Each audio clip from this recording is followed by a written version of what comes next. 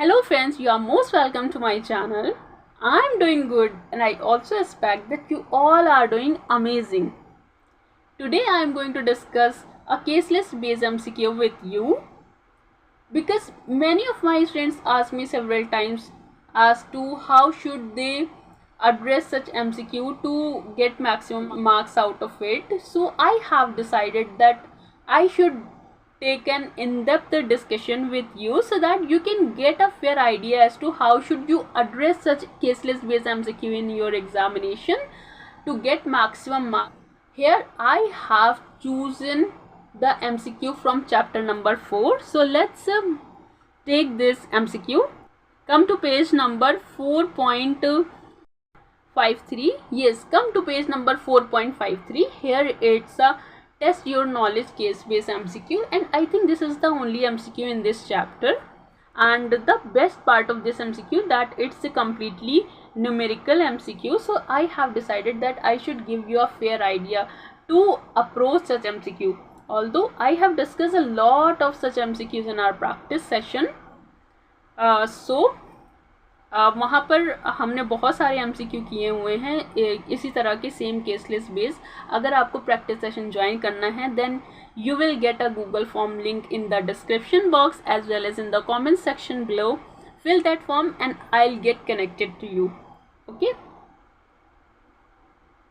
so let's start with this caseless based MCQ. Here the question is that it's an Art Deco is a marble sculpture making company. ठीक है, कुछ marble बनाने की company है that is based out of Jaipur, Rajasthan. That doesn't matter कि वो company कहाँ की है. It has been making a small statue for the past many years. बहुत सालों से वो small statue बना रहे हैं. Now it plans to forward into making larger size statue. Okay, अब उस कंपनी को larger size के statue बनाने हैं. ठीक है, उनके पास एक डिज़ाइनर है, designer Raj, and the company instruct him to come up with an appropriate design model. ठीक है, and the management of art decor has a skill. अच्छा ठीक है, राज बहुत ही स्किल्ड डेकर हैं. ठीक है, बहुत अच्छे डेकर हैं, कंपनी के पास बहुत अच्छे डेकर अवेलेबल हैं. That's very good on the part of the company. So Raj has come up with an appropriate design, but J, यहाँ पर एक और person की एंट्री हुई. that person is J, who is the product manager, who likes the design पसंद है उसको, but it wants to price is competitive in the market. but उसको price भी तो अपने फेवर में रखना है. मार्केट में इतना कंपटीशन फैला हुआ है. वो एक यहाँ पर देखो लिखा है it's already in a competitive market for such large statue. Market में ऑलरेडी बहुत कंपटीशन है, तो उसे प्राइस भी तो ऐसे रखने होंगे जो कॉम्पिटिटिव हो मार्केट में. अगर मार्केट से अलग प्राइस हो जाएंगे तो परफेक्ट कॉम्पिटिशन में अपन तो बिल्कुल ठहर ही नहीं पाएंगे, रुक नहीं सकते अपन वहाँ. तो इसलिए उसको जो जे है प्रोडक्शन मैनेजर, उसको ये भी फिक्र है कि क्या प्राइस रखे जाएँ, क्योंकि अगर हम बहुत ज़्यादा एक्सपेंसिव डिज़ाइन बना लेंगे तो कस्टमर फिर उसे ले नहीं पाएगा. ठीक है, will out of the market. Okay, so this is all about the case study. Since हम एक न्यूमेरिकल क्वेश्चन करने जा रहे हैं, एंड हमने जब आपको याद होगा जो प्रैक्टिस सेशन के स्टूडेंट्स हैं उनको पता है कि हम जब थ्योरेटिकल MCQ अप्रोच करते हैं तो हम एक अलग अप्रोच से अप्रोच करते हैं. Okay, since these are numerical MCQ तो हम इसके लिए अलग अप्रोच रखेंगे. और मैंने आपको बोला है कि डायरेक्टली MCQ की रिक्वायरमेंट पड़ जाया करो, बट इस क्वेश्चन में मैंने आपको केस पढ़वाया. क्यों पढ़वाया? क्योंकि ये एक छोटा केस था. दूसरी बात, यहाँ पर अभी MCQ से रिलेटेड मतलब इसी केस से रिलेटेड एक दो MCQ आ जाएंगे, तो फिर आपको लगेगा who is J, who is Raj. तो इसलिए मैंने आपको ये पूरा केस पढ़वा दिया. छोटा सा केस था, ज़्यादा टाइम भी नहीं गया.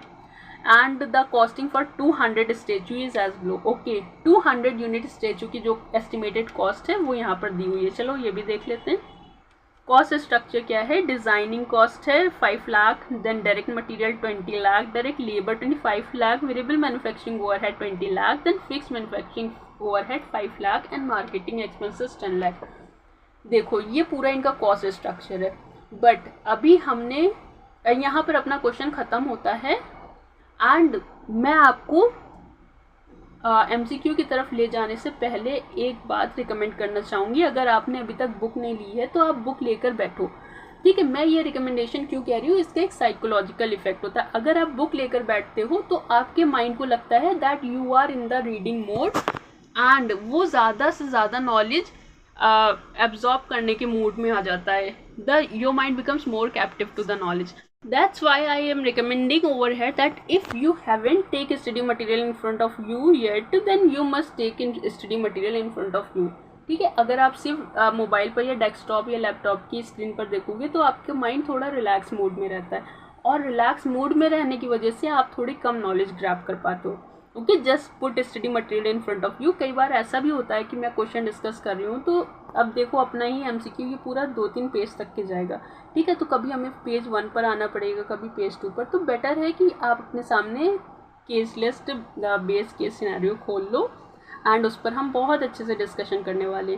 फिर भी मैं आपको बता दूं कि अगर आप नहीं बुक खोलते तब भी आपको समझ में आएगा. ऐसा नहीं है कि आपको समझ में नहीं आएगा, बट स्टिल जो बुक खोलेंगे उनके कंपैरिजन में आपको थोड़ा कम समझ में आएगा.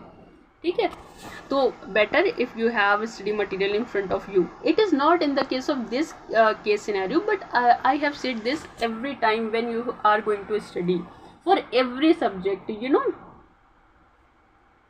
So let's start with the MCQ part now. The target profit required is 25% of revenue and the sale price per statue is 45,000. Okay, 25% revenue का प्रॉफिट है एंड 45,000 का हमारा सेलिंग प्राइस है. देखो मैंने आपको टारगेट कॉस्टिंग कॉन्सेप्ट लेक्चर में complete करवाया था. ठीक है, बट स्टिल अगर किसी को कॉन्सेप्ट याद नहीं आ रहा है तो मैं बता दूं कि हम टारगेट कॉस्टिंग कैसे करते हैं. हम टारगेट कॉस्टिंग करने के लिए सबसे पहले लेते हैं सेलिंग प्राइस. जो भी सेलिंग प्राइस होता है उसमें से अपन प्रॉफिट मार्जिन, डिज़ायर्ड प्रॉफिट बोलो या रिक्वायर्ड प्रॉफिट बोलो, जो भी बोलो, वो प्रॉफिट अपन इसमें से लेस करते हैं. ठीक है, तो इसमें से लेस करने के बाद आप कहाँ पहुँच जाते हैं, टारगेट कॉस्ट पर. Okay, this is our target cost. Okay, so this is the entire concept of target costing. कि हम जब टारगेट कॉस्ट निकालनी होती है तो हम क्या करते हैं, अपने डिज़ायर्ड या रिक्वायर्ड प्रॉफिट को सेलिंग प्राइस से रिड्यूस करते हैं. बस ऐसे ही अपन टारगेट कॉस्ट तक निकाल लेते हैं. ठीक है, तो इस क्वेश्चन में क्या है, यहाँ पर ये दिया है कि हमारा टारगेट प्रॉफिट कितना है, या target profit is 25% of revenue and the selling price is 45,000. तो 45,000 ये हो गया सेलिंग प्राइस. इसमें से वेट थोड़ा सा हौच पौच हो गया था. यस, 45,000 अपना हो गया सेलिंग प्राइस. उसमें से हमने 25% ऑफ रेवेन्यू माइनस कर दिया. Then what will be the answer, मुझे बताइए. 45,000. देखो अपने हाथ में कैलकुलेटर लेकर बैठो. ठीक है, मैं जैसे जैसे बताती हूँ बस कैलकुलेट करते जाना. पेन नहीं भी होगा तो चलेगा, बट आप कैलकुलेटर हाथ में रखो. 45,000 minus 25%, what will be the outcome, it will B 33,750. सबका आ गया ना 33,750. सो देखो मैंने जब आपको थ्योरेटिकल अप्रोच बताई थी तो मैंने उसमें बोला था कि चारों ऑप्शन देखना, बट यहाँ मैं आपको कह रही हूँ कि चारों ऑप्शन मत देखना. जब न्यूमेरिकल क्वेश्चन सॉल्व कर रहे हो तो better that you can find a good answer and accordingly just choose what should be the suitable answer over here. Okay, अगर आप सारे देखोगे तो सारे आंसर आपको किसी ना किसी अप्रोच से सही लगने लग जाएंगे. केसलेस बेस्ड सिनेरियो की जो खास बात होती है वो ये होती है कि अगर आपका एक आंसर सही आया तो पॉसिबिलिटी है कि आपके सारे जितने भी उस केस सिनेरियो में आंसर हैं वो सही आते चले. बट अगर आपका पहला आंसर या जो शुरू के आंसर्स हैं वो गलत हो जाते हैं तो इस बात की पॉसिबिलिटी है कि आपके आगे के आंसर भी गलत होते जाएं. ठीक है, तो इस बात पर आपको बहुत ज़्यादा ध्यान रखना है. आपको बहुत ज़्यादा विजिल रहकर अपने इनिशियल क्वेश्चन सॉल्व करने. ठीक है, और जो दूसरी बात है वो ये है कि जस्ट बिकॉज इस केसलेस बेस्ड एमसीक्यू की सारे क्वेश्चंस इंटरवाइंड रहते हैं तो इसके लिए ये भी पॉसिबिलिटी है कि अगर आपका पहला क्वेश्चन गलत आ रहा है और आपका दूसरा तीसरे का एमसीक्यू कुछ और आ रहा है तो आप पहले वाले एमसीक्यू को करेक्ट भी कर सकते हो. ये भी एक आपका प्लस पॉइंट बन जाएगा. Okay, so let's keep this tip aside and go to our MCQ number 2. ये वाला एमसीक्यू सबको समझ में आ गया ना? किसी को कोई डाउट हो देन यू मे इधर कमेंट बिलो द वीडियो और you may directly message me on Telegram. Okay, so let's proceed. Yes, so here it's MCQ number 2. what it is saying, what is the cost estimate per unit, okay, as per the cost information given above. जो हमने cost structure में information पढ़ी थी उसके accordingly यहाँ पर ये cost estimate per unit पूछ रहा है, ठीक है, बता देंगे, नो प्रॉब्लम। ये पूरा कॉस्ट दिया हुआ है, इसको ऐड करना है एंड उसके बाद में जितने स्टेचू है उससे हम माइनस करेंगे, number of unit of statue से माइनस करेंगे तो हमें कॉस्ट एस्टिमेट पर यूनिट मिल जाएगा। चलो ठीक है, इसको हम लोग ऐड करते हैं, okay. So design cost 5 lakh, design cost, wait where it is, yeah, coming back to page number 4.53, a design cost 5 lakh, direct material 20 lakh, 25 हो गया, then direct labor 25 हो गया 50, then variable manufacturing overhead 20 lakh 70 हो गया, then fixed manufacturing overhead 75, then marketing cost 10 lakh, मतलब कि total हो गया 85 lakhs, ओके। 85 lakhs में से हमें पर यूनिट कॉस्ट निकालनी है तो नंबर ऑफ यूनिट से डिवाइड कर देंगे, डिवाइडेड बाय 200, कितना आएगा, just divide it, 85 lakh divided by 200, what will be the answer, it will be 42,500, okay. So the answer is 42,500, yes, the B answer is correct, answer number B 42,500, okay. You got this MCQ 2 ना। If you are not able to get then आप क्या करना है, या तो comment में आप मुझसे पूछ सकते हो, आई विल रिप्लाई, और यू मे इधर text me on Telegram. But हमने बहुत अच्छे से इसी तरह से प्रैक्टिस सेशन में सारे एक MCQ इन डेप्थ डिस्कस किए हैं, और वहाँ पर तो और भी थ्योरेटिकल टाइप के MCQ थे, तो सच में मुझे बहुत सेटिस्फैक्शन है कि that I am able to deliver you such a good quality content. And another point is that given your calculation in A and B, has the target cost been met? अब बताओ कि तुम्हारी target cost meet हो गई, question number 3 कह रहा है। And उसके लिए हम ये देखते हैं कि हमारी पहले टारगेट कॉस्ट थी कितनी, हमारी टारगेट कॉस्ट थी 33750, ठीक है। देख रहे हो किस तरह से एंटरवाइन है एक क्वेश्चन दूसरे क्वेश्चन से। क्वेश्चन नंबर 3 में इन्होंने MCQ नंबर 1 + 2 को कंबाइन कर दिया, ठीक है। अगर आपको यहाँ पे MCQ नंबर 1 गलत होगा या 2 गलत होगा तो आपका MCQ नंबर 3 ऑटोमेटिकली गलत हो जाएगा। That's why I am showing कि इसमें बहुत इंटरवाइन होता है एक दूसरे से। Be very careful while going through a caseless based scenario. So here it is the target, our target cost was 33,750, okay, and our estimated cost was 42,500 which is more than the target cost। हम target cost meet out नहीं कर पाए क्योंकि हमारी जो target cost थी उससे ज़्यादा हमारी एस्टिमेटेड कॉस्ट आ रही है, तो हम टारगेट मीट नहीं कर पाए। So the answer is no, the estimated cost is higher than the target cost, that's why we are not able to meet the target cost per statue, okay. So it's the conclusion of MCQ number 3. Let's forward to MCQ number 4. Here what it is saying, J कौन था, production manager था जो कह रहा था कि हमें market में भी कॉम्पिटिटिव है। अब ये बोलता है that Raj plans to use high quality marble for these statue. Raj बहुत हाई क्वालिटी मार्बल्स यूज़ कर रहा है जिसकी वजह से जो स्टेचू की कॉस्ट है वो बहुत हाई होने वाली है। तो जे कहता है that he must use a lower quality marble material for the statue that would reduce the marble existing material cost by 60% and इसकी labour will also be reduce resulting to 50%, ठीक है। जो मटेरियल कॉस्ट है हम उसको 60% से कम करेंगे and जो लेबर कॉस्ट है वो हम 50% से कम करेंगे, okay. So the question is what would be the revised estimated cost per unit if the value engineering is applied। अब बताओ अगर हम वैल्यू इंजीनियरिंग करते हैं तो हमारी कॉस्ट कितनी होगी। देखो यहाँ पर एक और टर्म इंस्टीट्यूट ने यूज़ कर लिया, वैल्यू इंजीनियरिंग।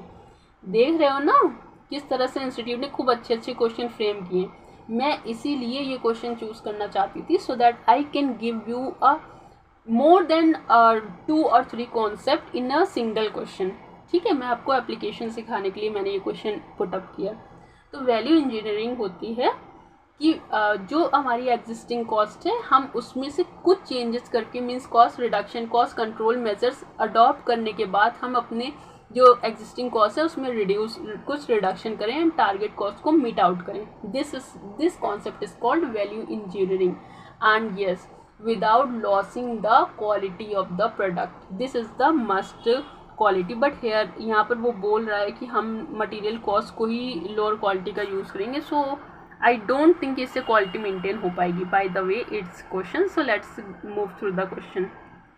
तो अभी क्या बोला है कि 60% से हम अपना मटेरियल कम करेंगे, मटेरियल कॉस्ट कम करने वाले हैं, 50% से लेबर कॉस्ट. तो यहाँ पर माइनस मटेरियल कॉस्ट 60% से कम करेंगे एंड लेबर कॉस्ट 50% से कम करेंगे. नो प्रॉब्लम, कर लेंगे. डिज़ाइन कॉस्ट कितनी है? 5 लाख है same. Direct material cost 20 lakh minus 60% करिए. What it will B? It will B 8 lakh. 20 lakh into 60% will be 12 lakh. When we'll deduct 20 lakh minus 12 lakh, जब हम 20 लाख से 12 lakhs माइनस करेंगे तो हमारी कॉस्ट आ जाएगी डायरेक्ट मटेरियल की 8 लाख. उसके बाद में direct material labour direct manufacturing labour कितना हो जाएगा? 25 लाख माइनस 50% मतलब कि 12.5 lakh. Okay. Then variable manufacturing overhead भी same, fixed manufacturing overhead भी same and marketing expenses भी same. Okay, so let's calculate these cost. So calculator पे calculate करो. डायरेक्ट कॉस्ट हो गई 5 लाख रुपीज़ की. मैं बोल रही हूँ, आप कैलकुलेटर पे कैलकुलेट करते चलो. Okay. Direct cost 5 lakh, then material की 8 लाख की कॉस्ट, देन लेबर की 12.5 लाख की cost, then variable manufacturing overhead 20 lakh, 5 lakh and plus marketing 10 lakh. Add किया 5 लाख. मैं फिर से बोल रही हूँ 5 lakh 8 lakh, 5 lakh plus 8 lakh plus 12.5 plus 20 lakh plus 5 lakh plus 10 lakh. Okay. What will be the answer? It will be 60,50,000. Got it ना? Everyone got it? 60,50,000 will be answer. Okay. 60,50,000 will be answer. अब हम क्या करने वाले हैं? हमें क्या निकालनी होगी? हमें निकालनी होगी पर यूनिट कॉस्ट. तो इसको डिवाइड कर देंगे 200 से. 200 स्टेचू बना रहे. Now what will be the cost? Tell me what will be the cost? It will be 30,250. Okay. जब आप कोई भी कॉस्ट निकाला करो तो नीचे मुझे कमेंट करके बता दे करो. आई विल गेट कि कितने लोगों ने कितना डिलीजेंटली वर्क किया है. ठीक है. तो 30,250 will be the cost per statue.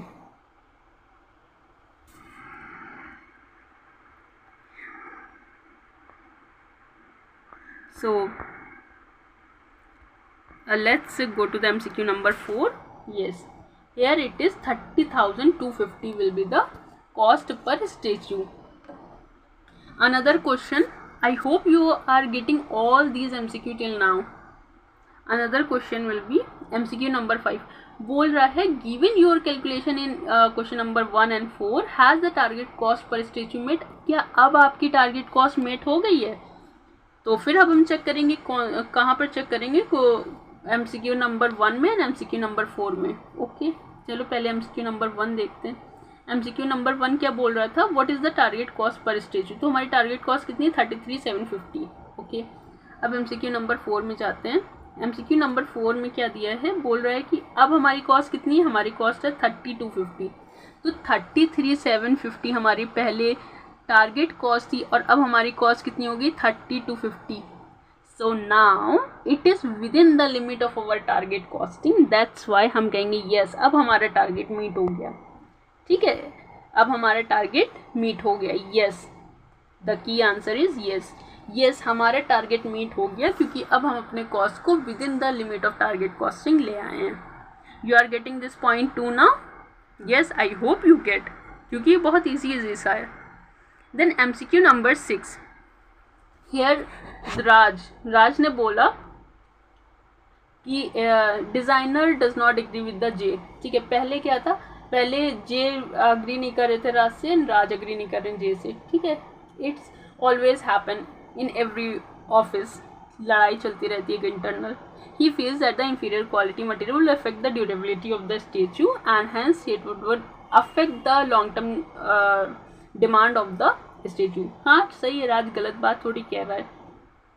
Then 10% increase spending in market can increase the sale price to 50,000 and target profit are required to 25% of the revenue. What is the target cost? अब ये बोल रहा है कि अब बताओ अब हमारी टारगेट कॉस्ट कितनी होने वाली है. ठीक है, अभी टारगेट कॉस्ट कितनी होने वाली है. अगर हम 50,000 पर स्टेचू की सेलिंग प्राइस रखेंगे एंड 25% हमारा टारगेट प्रॉफिट रहेगा, तो हमारी टारगेट कॉस्ट कितनी होने वाली है. 50,000 minus 25%. Give me answer in the comment section below so that I may know कितने लोगों ने diligently काम किया है, कितने लोगों ने diligently मेरे साथ पढ़ाई की है. ठीक है, तो 50,000 minus 25% how much? It will be 37,500. Okay, it will be 37,500. Okay, it will be 37,500. अब ये हो गई हमारी target cost as per MCQ number 6. Okay, you got this point ना. Then MCQ number 7. अब बोल रहे what would be the revise estimated cost per statue. अब फिर से हमें पर यूनिट कॉस्ट निकालनी है on the considering the spending on the marketing. हमें मार्केटिंग पे कितना स्पेंडिंग करना है, हमें 10% इंक्रीज करना है अपने मार्केटिंग एक्सपेंसेस को. ठीक है, कर लेते हैं. अपन तो ये सब उल्टा काम क्या ही करते हैं, है ना. जब ITR बनाते हैं, कभी कोई खर्चा बढ़ा रहे हैं, कोई खर्चा कम कर रहे हैं, किसी की बैलेंस शीट बना रहे हैं इंडिविजुअल की, तब तो यही सब किया करते हैं. नॉट टू बी से on the public forum. So just kidding. The costing for 200 statue is as follows. So फिर से अपन पेज नंबर 4.53 पर आते हैं. यहाँ पर देखो हमें क्या करना है. अब हमें मार्केटिंग को 10% से बढ़ाना है. तो हमारे ये 10 लाख के एक्सपेंसेस है, उसमें से हम 10% से जब इसको इंक्रीज कर देंगे, मीन्स 1 लाख से इंक्रीज कर देंगे, हमारे एक्सपेंसेस कितने हो जाएंगे, 11 lakh.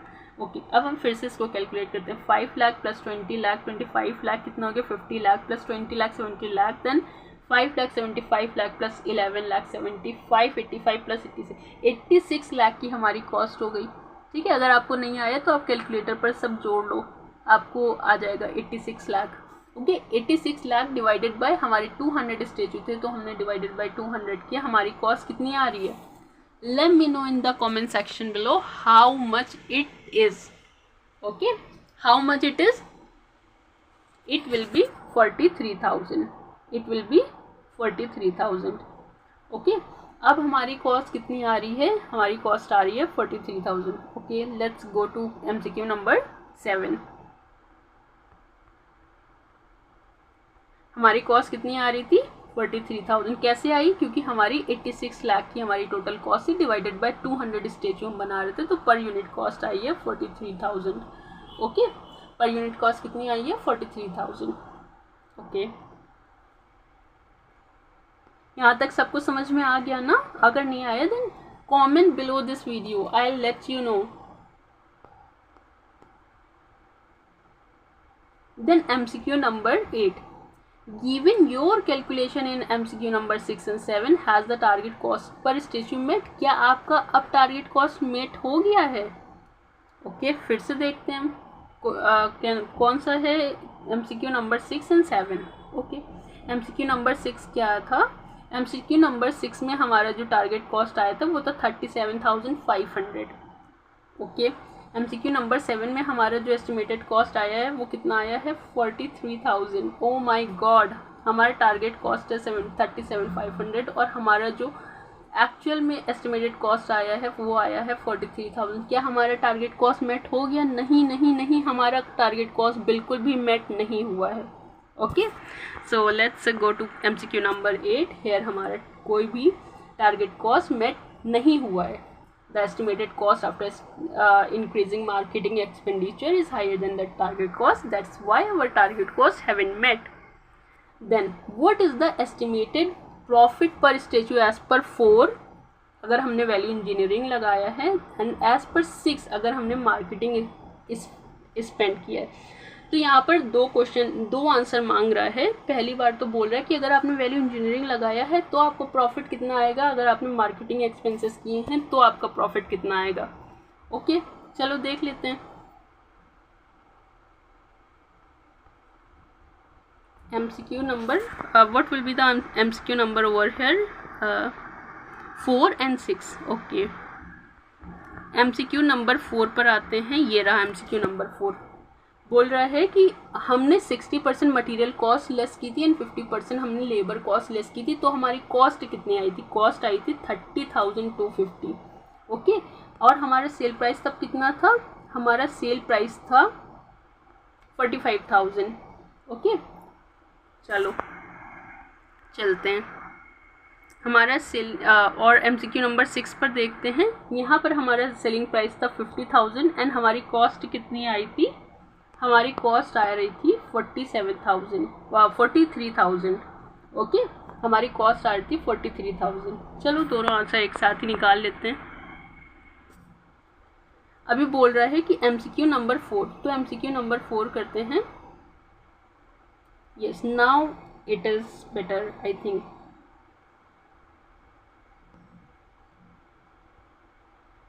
Yes, now it's better. So MCQ number 4 में हमारा जो सेलिंग प्राइस था वो था 45,000 एंड हमारी कॉस्ट कितनी थी? हमारी कॉस्ट थी 30,250. गॉट ना? तो हमारा टोटल प्रॉफिट कितना आया था? 14,750 का हमारा प्रॉफिट आ रहा था. उसके बाद जब हमने MCQ नंबर 6 पर गए, हमारे सेलिंग प्राइस कितना था? 50,000. और उसमें से हमारी जो टारगेट कॉस्ट आ रही थी वो कितनी आ रही थी? 43,000. तो हमारा प्रॉफिट कितना हुआ? प्रॉफिट हुआ 7,000. यू गॉट माई पॉइंट ना? प्रॉफिट कितना हुआ? 7,000.